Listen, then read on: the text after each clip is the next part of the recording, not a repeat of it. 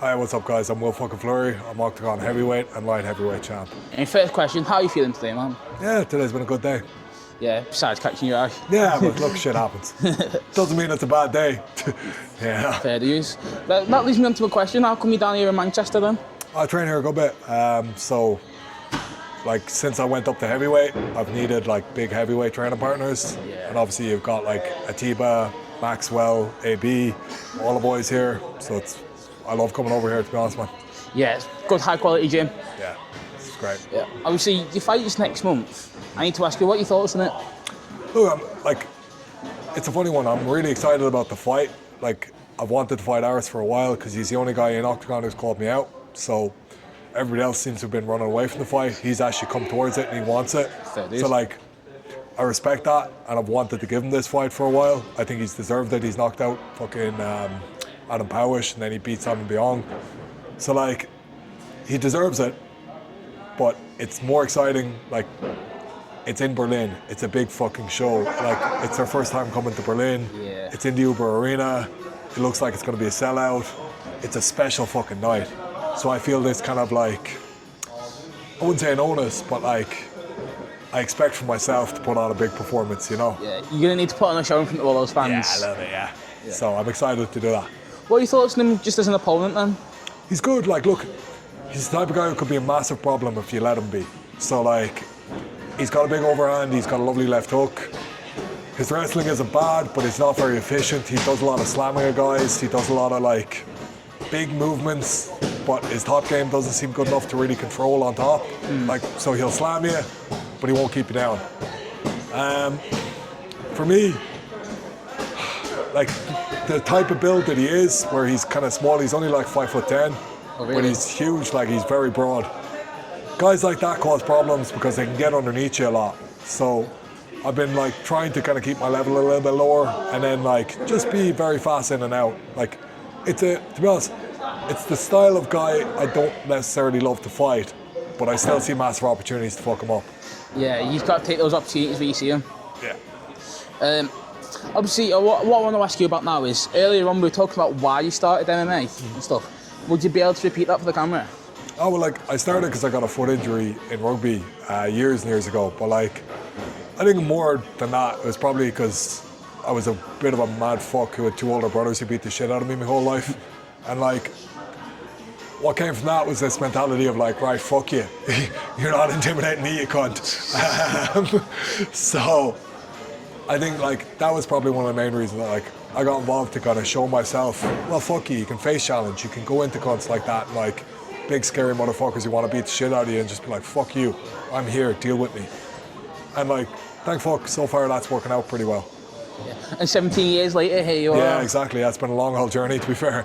You know? I was going to ask you, like, across that journey, it's, like you say, nearly 2 decades. I want to know, what do you reckon is your biggest takeaway over all that time? It's not just one thing, there's thousands of things probably. Like, it's been a great life. I love martial arts, and the biggest thing that I would have seen over the years is like, martial arts are great for developing character. You know, they like adversity, coming through adversity to achieve things. Martial arts teaches you that better than most things that I found in life. Yeah. The one thing I would say is like, martial arts is great for character. Prize fighting is a totally different fucking thing. Where like, sometimes the biggest assholes end up being the guys who get the most out of prize fighting. Yeah. And like, there's no right or wrong within that. It's just, it is what it is, and understand the game. So like, we're in this thing where the guy who fucking says the most ridiculous shit, like Kobe Covington or Josh Hockett or twats like these, they'll get more attention than everybody else. It's like, but do you want to be that man? Is that who you want to represent yourself as? And if it's not, like, if it is, and you're comfortable with that, fine, go and fucking do that thing. Yeah. Just make sure you're okay with who you are at the end of all that. Yeah. And like, make sure it was worth it. Because what I see with most of these guys is like, you've become someone you didn't want to be when you started this. Yeah. What's your opinion on like all this trash talking then? Look, there's nothing wrong with trash talking. I talk a lot of shit. Yeah. You know, like, I told my last opponent, like, I'm going to retire him and he can go home and have a load of kebabs when I do, because he's Turkish. Like, a bit of shit talk makes things fun. But it's like, what sort of shit are you talking? And what are you actually doing? Because like, these days, especially on the, like, I know a lot of lads back at home, they're talking a ton of shit and they're not really performing. It's like, well, without the performance, it doesn't mean much. And also, like, say we just saw Chimaev Strickland the weekend there, and there was a lot of ridiculous shit said coming into that fight. Now, I'm delighted at the end of it, it was like, fuck it, there was a bit of respect. Yeah. Because we have enough shit going on in the world. We have enough bullshit happening outside of this. We don't need fucking fighters stoking it up. So, I want a good contest. I want to care about the two athletes fighting. And I want something to be on the line. That matters from the point of view of fighting, right? But like, does it have to be this fucking weird religious, racial shit going on? It's like, no, fuck that. We don't want that being part of MMA. We don't want that being part of sport. Because it becomes a different fucking thing now. Yeah. You know, it's a contest between two men. Great, get in there, or two women, whatever the fuck. But like, get in and express that and show the world how fucking good you are. People caring matters. But if you're making people care through bullshit like that, it's getting a bit sketchy, in my eyes. And look, that's the individual fucking, that's my thing. Maybe some other cunt feels totally comfortable with that. I don't. All right, moving on. I've got to ask you, what are your thoughts on your last fight? Oh, well, I enjoyed it. It was good. Well, what for me is you fought someone who's had like 8 fights in the UFC. Yeah. You went and proved that you're one of the top heavyweights in the world, Yeah. if not one of the best outside the UFC. Yeah, well, look, like, I'm still ranked below that guy, which is insane. So this is like the bias people have towards like, oh, everyone outside the UFC can't be that good. It's like, well, that guy came from a 3-fight win streak in the UFC, beat Buchecha, beat a couple of guys who were like big names, beat Arlovsky, fucking, 7-1 overall in the UFC. Yeah. I knock him out in a minute and a half, right? And they rank me below him. It's like, why? Because he was in the UFC for a while. So it just shows you how fucked that mentality is. Look, man, it's easy to say this shit. I would love the opportunity to prove, man, I'm at that fucking level. I think I just kind of did a bit. Yeah. But it's like, I understand that from the point of view of the average fan who only sees UFC, you need to show it again, you need to show it again, you need to show it again. Kasim Aras isn't in the UFC, so when I beat him, everyone's going to go, oh yeah, he's low level. So it's like, okay, do you know what I have to do? I have to do the work to get back to fight a guy who's at all. So if they can sign some other UFC vet in, okay, great, now I go and smash that guy.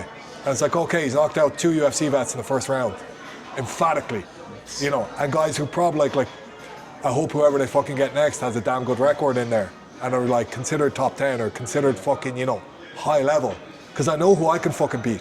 I've shown myself who I can beat over the years in gyms around the place. It's just the opportunity to prove it publicly. But then, man, as long as you're making a good fucking living, you're beating the shit out of guys, fuck it. Everybody else's perception, that's on them. I mean, you call Martin Badai a UFC vet, but like you say, 7-1, ranked in the top 15, it's absolutely no slouch. Yeah, I think he was number 12, wasn't he? And like, that guy was number 12 in the world at the time, and I knocked the fuck out of him like nobody else has ever fucked him up before. Like, he doesn't even really touch me, and I knocked the shit out of him. And Martin's a good fighter. I have a lot of respect for Martin's skill set. But it is like, hey guys, like, look at the way I'm moving. Look at what I'm doing. Very few guys are being able to do that. Cyril Gane, Tom Aspinall move like that. Francis a little bit too. It's like, okay, outside of those guys, I don't know who fucking touches me. Yeah. Genuinely. I think, like, I beat most of the guys up to the top fucking 3 without getting fucked up, without getting, like, touched. So, like, let me prove this. That's the one thing that's making me a little bit salty. That gives me a question. If it was you who was in charge of the rankings, if you had to put yourself in the UFC rankings, where would you put yourself? See, like, I don't know because I haven't fought those guys. So, like, I haven't trained with Cyril Gane, I haven't trained with Tom Aspinall. But, like, I look at guys moving, I look at the way I move, and I'm like, I don't see who I don't fuck up. And again, like, I love fighting. I'd love to fucking fight Aspinall. I'd love to fight Cyril Gane. I go into those fights backing myself. So, like, where do I put myself? I don't fucking know, but I'd love to find out. Yeah. All right, one last one then. Yeah. For the fans who don't know who you are yet, what do you have to say to them? Watch my fights. Just genuinely go watch the fights. Because, like, I've been knocking the shit out of everyone for quite a while now. So, go have a look. And if you don't think I'm that level, you're a dumb cunt. All right, thank you. Cheers, man. Thanks, man. Appreciate it.